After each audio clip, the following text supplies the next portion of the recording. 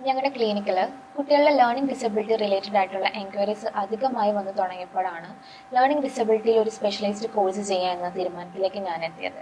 So currently ഞാൻ കുട്ടികളുടെ learning ഡിസബിലിറ്റിയിൽ ഒരു പ്രൊഫഷണൽ കോഴ്സ് ചെയ്തു തരാണ്. എൻ്റെ ഈ ഒരു ജേർണിയിൽ ഞാൻ ശ്രദ്ധിച്ചൊരു കാര്യമാണ്, പഠനത്തിൽ കുഞ്ഞ് പുറകോട്ട് പോകുന്നതിന് പല കാരണങ്ങളും ഉണ്ടാവാം.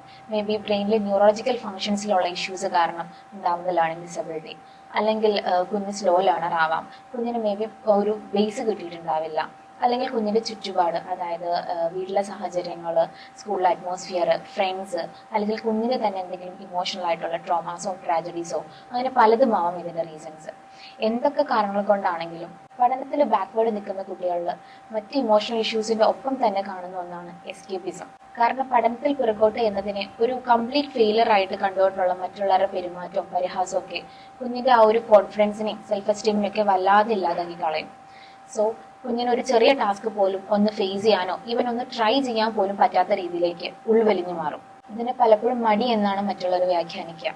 മേ ബി ഒത്തിരി കഴിവുകളുള്ള കുട്ടിയാവാം, മറ്റൊരു മേഖലയിൽ നല്ല രീതിയിൽ എക്സൽ ചെയ്യേണ്ട ഒരു വ്യക്തിയാവാം ഇത്തരം മെന്റൽ പ്രഷറും ആൻസൈറ്റിയും ഒക്കെ കാരണം ഉൾവലിഞ്ഞു പോകുന്നത്.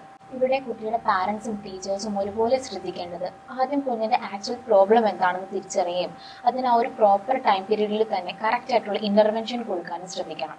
അവന്റെ ആ ഒരു ടാലന്റിനനുസരിച്ച് ഗ്രോ ചെയ്യാനുള്ള ആ ഒരു സ്പേസും ടൈമും സപ്പോർട്ട് നൽകുന്നതിലൂടെ ഈ ലോകം തന്നെ അംഗീകരിക്കുന്ന നല്ലൊരു പ്രതിഭയെ നമുക്ക് കണ്ടെത്താൻ